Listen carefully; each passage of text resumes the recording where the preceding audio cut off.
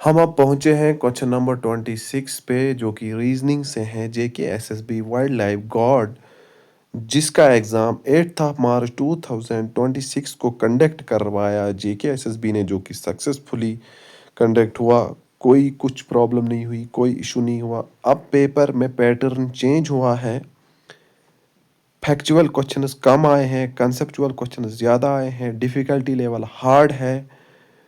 Paper तो कहीं कहीं ऐसा लग रहा है कि यूपीएससी लेवल की तरह पेपर है, क्योंकि क्रोनोलॉजिकल ऑर्डर में ज़्यादा क्वेश्चंस हैं। जहां JKSSB, JKP कांस्टेबल या मज़ीद दीगर जितने भी एग्ज़ाम्स हैं होते थे, VLW का एग्ज़ाम हुआ, जितने भी एग्ज़ाम्स हुए उनमें JKSSB उमूमन एक सिनोनिम पूछती थी। Direct question, factual question direct पूछती थी।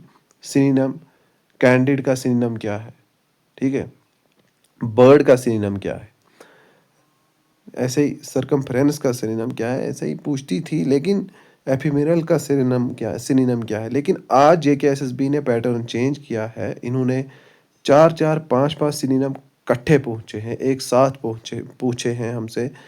जैसे अगर उसमें एक सिनोनिम भी उधर इधर मैच द फॉलोइंग अगर गलत हो जाएगा तो क्वेश्चन गलत हो जाएगा, ठीक है। तो डिफ़िकल्टी लेवल आपको, अगर आपने कट ऑफ की बात अगर मैं करूं, मतलब मेरे एक्सपीरियंस से अगर आप कट ऑफ देखोगे तो अगर आपने 60 भी स्कोर किया होगा, 60 प्लस किया होगा स्कोर, तो आप इन आ जाओगे। आपने प्रैक्टिस कर लेनी है। आपका अगर फिजिकल है तो उसके लिए आपने प्रिपेयर रहना है, क्योंकि पेपर जब बुद्धिस्ट काउंसिल पूछी गई हैं उनमें से चार बुद्धिस्ट काउंसिल पूछी गई हैं। अगर पूछी जाती थी तो एक पूछी जाती थी पहले, मतलब वो प्रिजाइड किसने की, उस दिन किसने प्रेजाइड की, या उसकी लोकेशन कहाँ पर हुई, कहाँ पर थी उसकी लोकेशन, ऐसे पूछा जाता। लेकिन अब चार चार अगर एक भी गलत हो गया तो क्वेश्चन गलत, ठीक है। तो इस हिसाब से बहुत सारों के क्वेश्चन गलत हुए होंगे। अब हम रीजनिंग को देखते हैं। मैं फुल पेपर मैं अभी सेक्शन वाइज अपलोड कर रहा हूँ, क्योंकि आपको दिक्कत ना हो देखने में, आप का इंटरेस्ट बना रहे, आप का इंटरेस्ट, आप डिसइंटरेस्टेड ना हो, आप डिसहार्ट ना हो। इसलिए मैंने ये पेपर को सेक्शन वाइज एनालाइज किया है, एनालिसिस इसका किया है और मैंने अपलोड किया है। इंग्लिश का मैंने ऑलरेडी अपलोड कर दिया। ये भी बताया, आप देखोगे, आप एक दो क्वेश्चंस का देखो, फिर देखो आपको मज़ा आएगा कि इसका एनालिसिस मैंने कैसे किया है, इसकी लेवल क्या है, डिफ़िकल्टी लेवल क्या है, टॉपिक क्या है, क्वेश्चन टाइप क्या है, फ्रीक्वेंसी क्या है, और इसकी एक्सप्लेनेशन अच्छे से, ठीक है। तो ऐसा वैसा एनालिसिस नहीं है ये कोई, आप आराम से देखो। अगर आप को लग रहा है कि टाइम बचाना चाहते हो तो आप फास्ट भी कर सकते हो, 1.5x पर देख सकते हो, 1.25x पर देख सकते हो। अब हम सीधा क्वेश्चन नंबर 26 पे चलेंगे। मैंने math, general awareness, forest, wild life, environment, general English, सब पर सेक्शन वाइज में अपलोड करूँगा। मैं सब का मिलाकर एक full analysis, exam analysis upload करूँगा, ठीक है। अभी मैं इसका, आप देखो, जो क्वेश्चन नंबर 26 है, डायरेक्शन सेंस है। इसका एनालिसिस अगर करें हम, पहले हम क्वेश्चन को देखते हैं। क्वेश्चन क्या है, क्वेश्चन क्या कह रहा है हमसे। क्वेश्चन कह रहा है एक बर्ड ट्रैवल करता है 40 किलोमीटर नॉर्थ, फिर 50 किलोमीटर ईस्ट, फिर 110 किलोमीटर नॉर्थ, और finally 50 kilometre waste. Starting point से बर्ड की फाइनल पोजीशन क्या है। अब इसकी लेवल अगर देखी जाए तो ये 6th और 7th क्लास का क्वेश्चन है, ठीक है। कहाँ का है, 6th और 7th क्लास का क्वेश्चन है ये, और इसकी डिफ़िकल्टी लेवल इजी है, ठीक है, इजी क्वेश्चन है। और टॉपिक इसका डायरेक्शन सेंस है।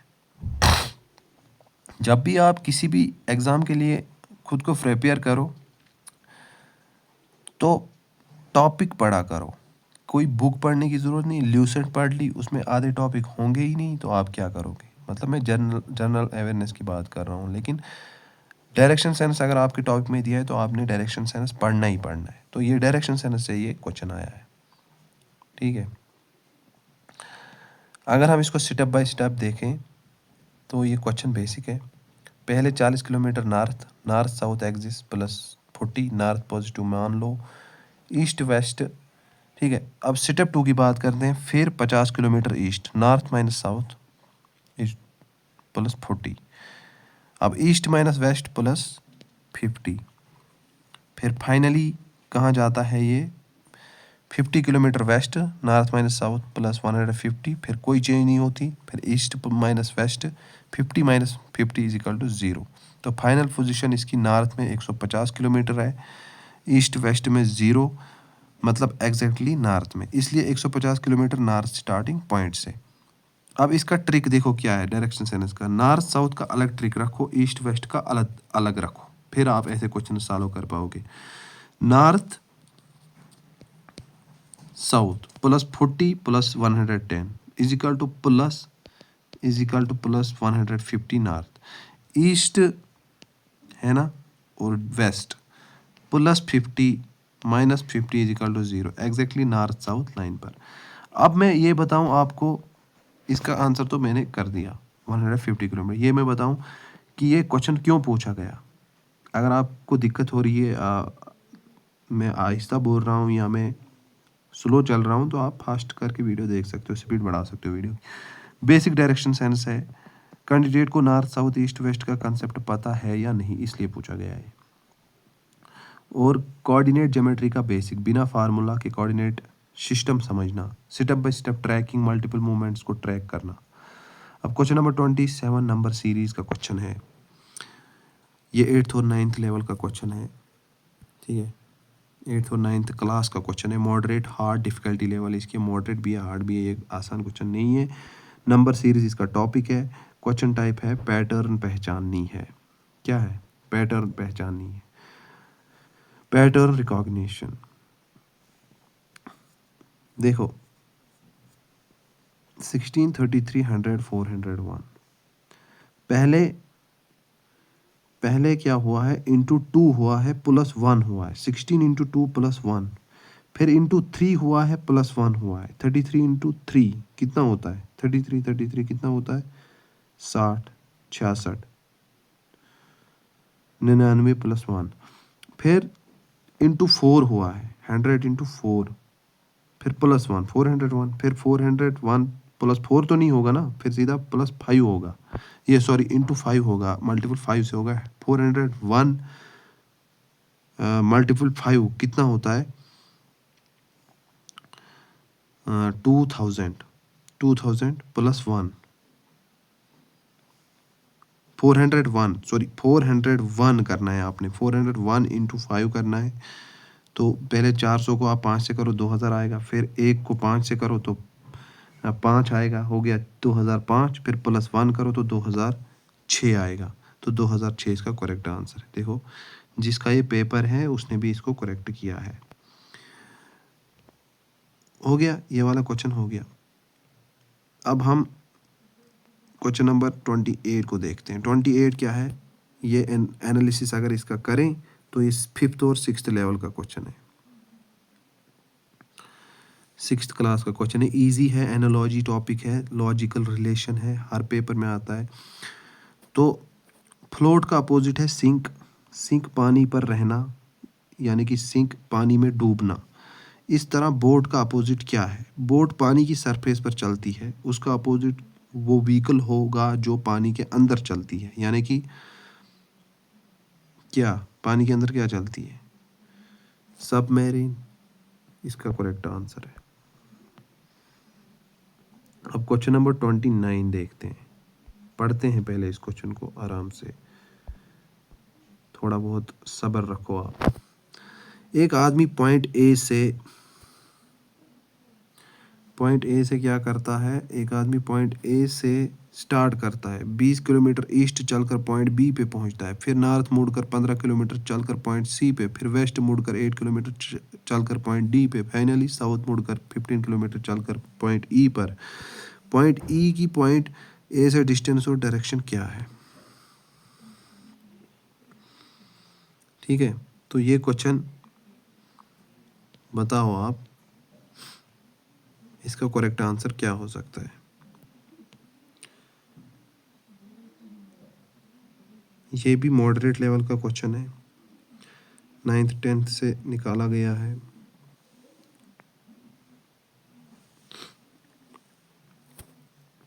तो तो इसका करेक्ट आंसर है 12 kilometre east. Question number 30। Question number 30 देखते हैं हम, ये कौन सा क्वेश्चन है। हाँ, एक ट्रक मूव करता है north 36 kilometre, west 9 kilometre, south 50 kilometre, फिर ईस्ट 9 किलोमीटर। स्टार्टिंग पॉइंट से ट्रक की फाइनल पोजीशन क्या है?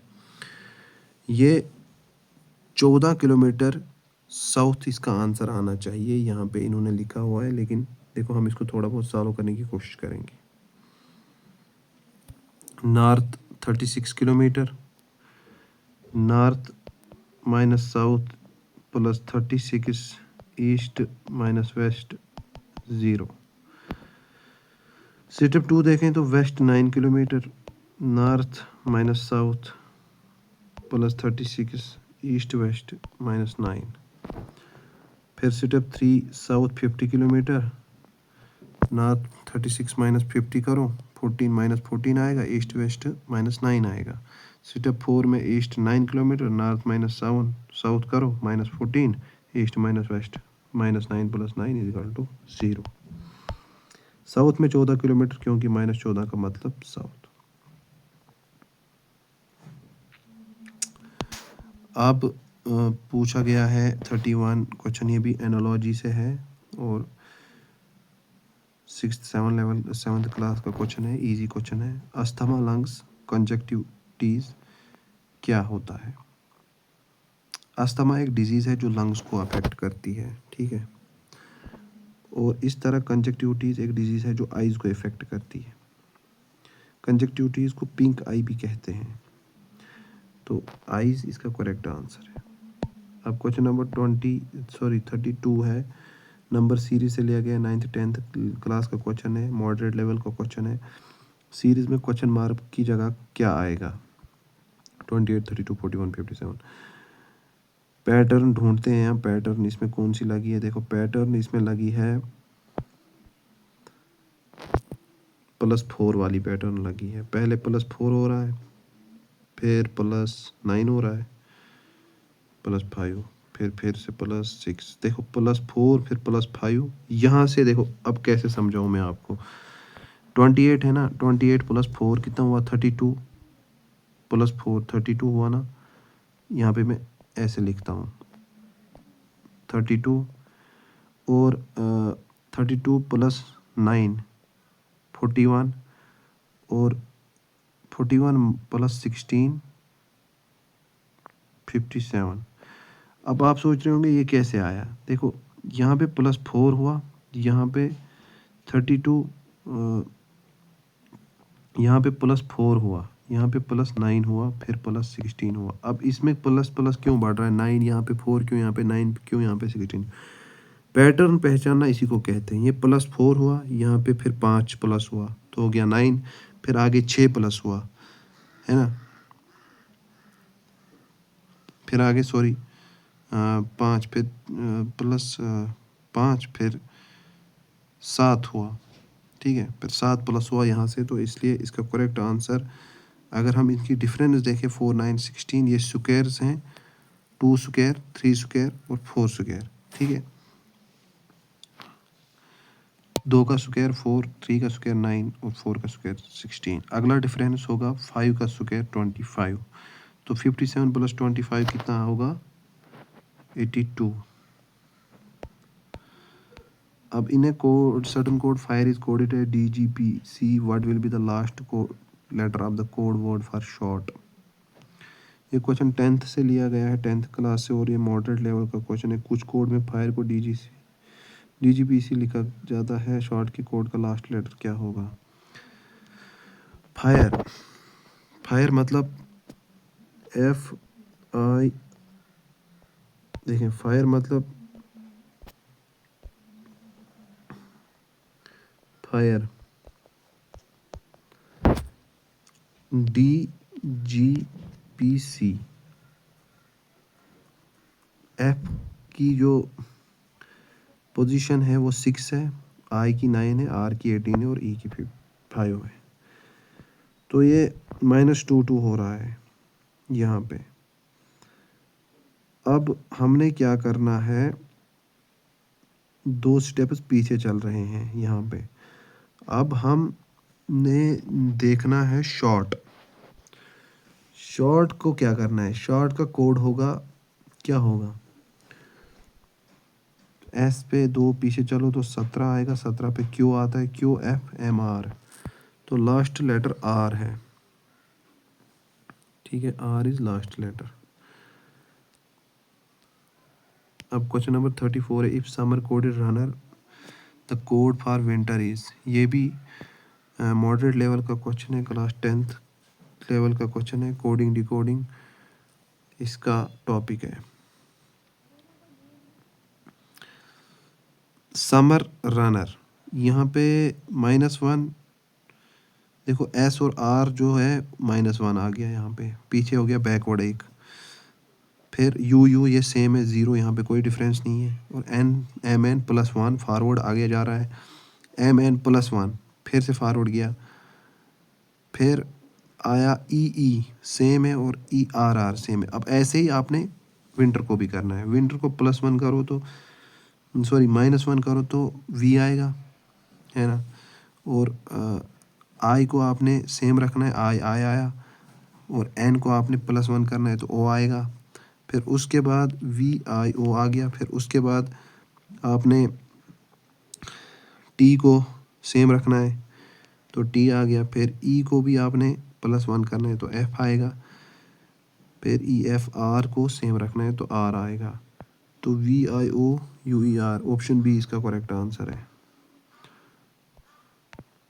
अब क्वेश्चन नंबर 35 क्या कह रहा है, कोडिंग, ये भी 10th लेवल का क्वेश्चन है और मॉडरेट है, डिफ़िकल्टी लेवल इसकी। कोड लैंग्वेज में पेन को लिखा गया है 17717 and then how cap will be written in same language. देखें इस क्वेश्चन को कैसे सॉल्व करना है। पी जो है वो 16th लेटर है, मतलब 1 + 6 = 7 नहीं। अब देखते हैं पेन के लेटर्स की पोजीशन, देखो पेन के लेटर्स की पोजीशन देखते हैं, पेन पी आता है 16 पे, और ई आता है 5 पे, एन आता है 14 पे।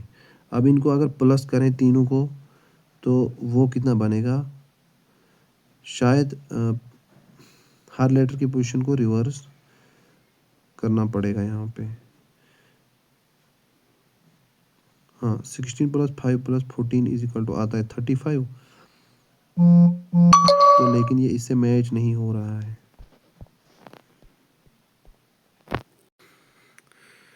किधर गया वो क्वेश्चन यार, कौन सा क्वेश्चन कर रहे थे, हाँ ये मैच ही नहीं हो रहा है। तो कैप के लिए C = 3, A = 1, P तो 3 1 1 6 या 4 3 1 9,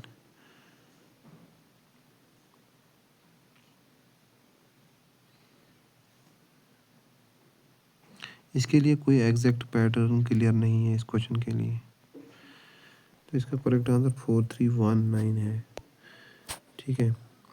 if letters A - Z are assigned odd numbers, A = 1, P = 3, etc. What is the numerical value of the word honey? ये भी 10th लेवल का क्वेश्चन है और 9th 10th लेवल का क्वेश्चन है, मॉडरेट इसकी डिफ़िकल्टी लेवल है। हर लेटर की पोजीशन इन मल्टीपल 2 -1 से ऑड नंबर मिलेगा हमें। A = 1, B = 3, C = 5, D = 7, E = 9, ऐसे करना है। तो हनी के लेटर्स क्या हैं, H = 15 और O = 29, N = 27, E = 9 और Y = 49, तो ऑप्शन सी इसका करेक्ट आंसर है। अब tape is coded as SUZ BOQDF in a specific system. How would mock be coded in the same system?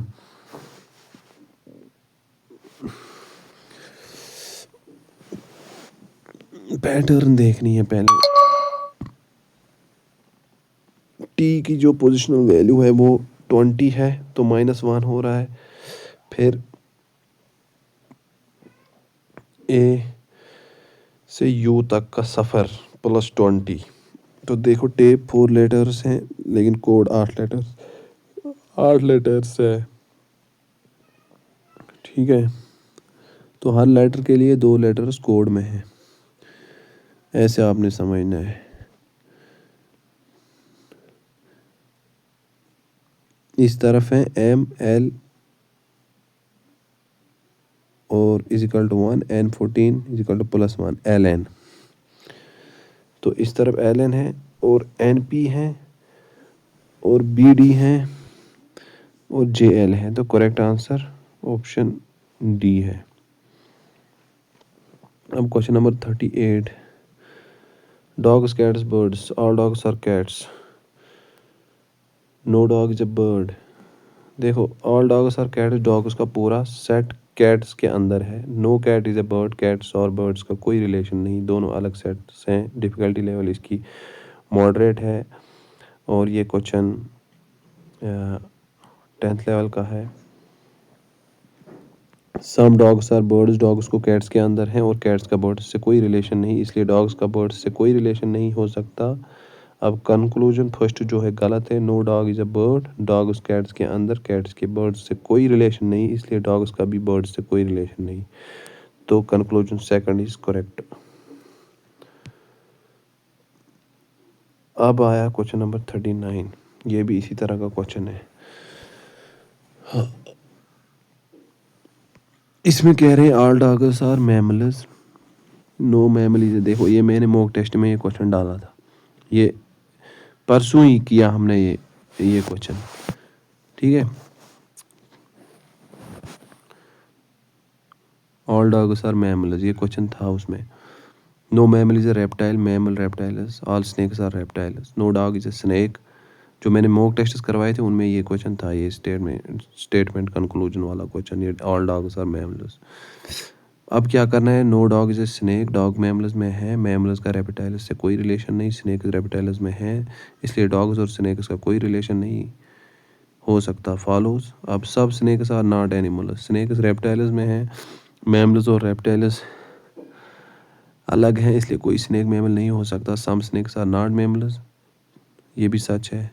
अब असल में snakes are not mammals follow करता है। सम डॉग्स में भी स्नेक्स, तो ये बिल्कुल गलत है क्योंकि दोनों अलग सेट्स में हैं। तो इसका करेक्ट आंसर है पहला और दूसरा, फर्स्ट एंड सेकंड फॉलोज। अब कोडिंग यहाँ पूछते हैं, कुछ कोड लैंग्वेज में मोहन को 39:45 और यहाँ पे 24:3:42 लिखा जाता है और कबीर को 33:3:6:27:54। रघु को क्या लिखेंगे? रघु को क्या लिखेंगे? देखो यहाँ पे क्या किया गया है, लेटर्स की पोजीशन इन्होंने पहले देखनी है। एम की है 13, ओ की 15, ऐसे ही आपने लेटर्स की पोजीशन देखनी है। फिर कोड में आपने करना है इनको 13:3, 15:3। इनको 3 से इसलिए करना है क्योंकि हर लेटर की पोजीशन इंटू 3 करना है आपने, ठीक है। क्योंकि यहाँ पे कितने नाम दिए गए हैं, मोहन, कबीर और रघु, हर लेटर की पोजीशन इंटू 3 करनी है। ऐसे ही कबीर की पोजीशन इंटू 3 की, तो ऐसे आया। अब रघु की भी करेंगे, आर की जो है, आर जो है वो कितने नंबर पे आता है, 18 पे आता है, और इंटू 3 करेंगे तो 54 आएगा, और 1 × 3 करेंगे तो 3 आएगा, और 5 7 इसको क्या बोलते हैं, G7 पे आता है, और 7 × 3 करेंगे 21 आएगा। H 8 पे आता है, 8 × 3 करेंगे 24 आएगा, और 21 करेंगे तो 21 × 3 करेंगे तो 63 आएगा। तो इसका करेक्ट आंसर है ऑप्शन सी। ऑप्शन सी इसका करेक्ट आंसर है, ठीक है। A and B are brothers, C and D are sisters, A is son is D is brother, how is B related to C? A और brothers, ए और B brothers है, सी और D sisters हैं। ए का सन D का ब्रदर है, B का सी से क्या रिलेशन है? ए और बी ब्रदर्स हैं, ए माइनस बी ब्रदर, सी और डी सिस्टर्स हैं, सी माइनस डी सिस्टर्स। ए का सन डी का ब्रदर है, ए का सन = एक्स मान लो आप, ठीक है, मान लिया एक्स, एक्स डी का ब्रदर है, इसका मतलब एक्स और डी सिबलिंग्स हैं। तो इसका करेक्ट आंसर क्या है? एंकल इसका करेक्ट आंसर है। अब ब्लड रिलेशन वाला क्वेश्चन आ गया है। एक लेडी को इंट्रोड्यूस करते हुए एक आदमी ने कहा उसकी मदर मेरी मदर इन लॉ की ओनली डॉटर है। आदमी का लेडी से क्या रिलेशन है? देखिए, ब्रेक करते हैं इसको। मेरी मदर इन लॉ आदमी की बीवी की मदर है, ठीक है। कहाँ गया ये क्वेश्चन? Question number 42। इसको ब्रेक करते हैं। मेरी मदर इन लॉ आदमी की बीवी की मदर है और मेरी मदर इन लॉ की ओनली डॉटर आदमी की बीवी, क्योंकि ओनली डॉटर है। उसकी मदर लेडी की मदर आदमी मतलब मैन्स वाइफ, मतलब लेडी की मदर वाइफ की आदमी की मतलब जो मैन है इसकी बीवी है, इसलिए मैन लेडी का फादर है। अब क्वेश्चन नंबर 43 देखते हैं, ये क्या है। एक फैमिली में 6 लोग हैं। PQRSTU। टी का brother married to PU। Is T's mother? Q is the daughter of S and P and also the granddaughter of R. What is the relation between R and T? R and T का relation पर T का brother to P, ठीक है। तो इसका correct answer क्या है? इसका करेक्ट आंसर होना चाहिए फादर। अब इनको जल्दी जल्दी देखते हैं। अब क्वेश्चन नंबर 44 जो है 9th और 10th लेवल का क्वेश्चन है, ब्लड रिलेशंस का, और ये हार्ड है, इसकी डिफ़िकल्टी लेवल, ठीक है। A is the mother of B, B is the sister of C, C is married to D, is the only son of D. How is A related to E? 9th और 10th level का question है, 9th level का question है। A B की mother है, B C की sister है, B और C सिबलिंग्स है, C और A बेटा बेटी, C मैरिड टू D। तो इसका करेक्ट आंसर है grandmother. What will come at the place of question mark 19, 25, 49? इसकी जगह क्या आएगा? देखो, 1 स्क्वायर, 3 स्क्वायर 9, 5 स्क्वायर 25, 7 स्क्वायर 49 और 9 स्क्वायर 81 आएगा यहाँ पे, ठीक है। अब आगे चलते हैं। 46 question. A series is given which one number missing, choose the number that will complete the number series. 9th level का क्वेश्चन है। यहाँ पे 7 इंटू 3 करो 21 और 21 इंटू 3 करो 63, 63 इंटू 3 करो 189 आएगा, ठीक है। Difficulty level easy. Select the number that can replace the question mark in the following series. Pattern पहचानो। 2, 9, 28, 65 क्वेश्चन मार्क दिया गया है। यहाँ पे क्या करना है, हमने 1 स्क्वायर प्लस 1 करना है, सॉरी 1 का क्यूब प्लस 1 करना है और 2 का क्यूब प्लस 1 करना है, ठीक है। 3 का क्यूब प्लस 1 करना है, 4 का क्यूब प्लस 1 करना है, 5 का क्यूब प्लस 1 करना है। तो वो क्या निकल के आएगा? 126। इसकी जो लेवल है, difficulty level moderate. What number should come next in the following series? 10, 11, 15, 24, 40। देखें, 10 डिफरेंस निकालना है। 10 प्लस 1, फिर 11 प्लस 4, फिर 15 प्लस 9, फिर 24 प्लस 16। डिफरेंस क्या है? 1, 4, 9, 16। 1 स्क्वायर, 2 का स्क्वायर 4 और 3 का स्क्वायर 9, 4 का स्क्वायर 16, तो 5 का स्क्वायर 25 और 25 को प्लस करो 40। 40 क्यों प्लस करना है बताओ? 40 इसलिए प्लस करना है क्योंकि 40 लास्ट पे आया है, तो 40 प्लस करेंगे तो 30, सॉरी यहाँ पे फिर 65 आएगा। And question number 49, what will come at the place of question mark? ये भी मॉडरेट लेवल का क्वेश्चन है। 9th 10th लेवल का question. Number series, prime number series 8th 9th 10th level का क्वेश्चन है। पहले आपने क्या करना है, 4 से 7 तक प्लस 3 हो रहा है, 7 से 12 तक प्लस 5 हो रहा है, मतलब प्लस 2 वहाँ से बढ़ रहे हैं, इधर से भी 2 बढ़ रहे हैं, इधर से भी 2 बढ़ रहे हैं, उधर से भी। तो प्लस 3 पहले, फिर +5, फिर +7, फिर +9, है ना। तो 3, 5, 7, 9 इनकी डिफरेंस निकल के आई, तो अगला डिफरेंस 11 होगा। तो 28 को प्लस करेंगे 39 से, तो क्या निकल के आएगा, 11 से तो 39 निकल के आएगा। अब लास्ट क्वेश्चन है मैथ और रीजनिंग का डायरेक्शन सेंस से है। I walk 30 metres in north west direction from my house. मैं अपने घर से 30 मीटर्स नॉर्थ वेस्ट डायरेक्शन में चलता हूँ, फिर 30 मीटर साउथ वेस्ट में, फिर 30 मीटर साउथ ईस्ट में। अब मैं घर की तरफ मुड़ता हूँ, तो किस डायरेक्शन में जा रहा हूँ। तो इसका करेक्ट आंसर क्या होना चाहिए, नॉर्थ ईस्ट, ऑप्शन ए इसका करेक्ट आंसर। तो ये था इस पेपर का पूरा एनालिसिस। मैंने रीजनिंग का जल्दी नहीं, इनका थोड़ा शॉर्ट ही किया, लेकिन जनरल अवेयरनेस और इंग्लिश और फॉरेस्ट वाइल्ड लाइफ एनवायरनमेंट का अच्छे से किया है। अब मैं फुल एनालिसिस वीडियो डाल दूंगा, तो देखना आप, ठीक है।